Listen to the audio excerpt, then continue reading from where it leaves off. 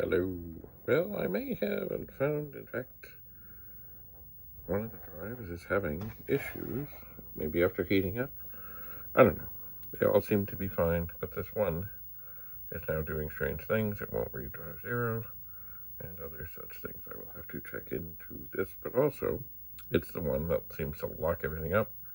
And if you've seen this pattern of things before, this is of course what was running atop the screen, but that is what came out of DS string when I turned this drive off, and then things came back.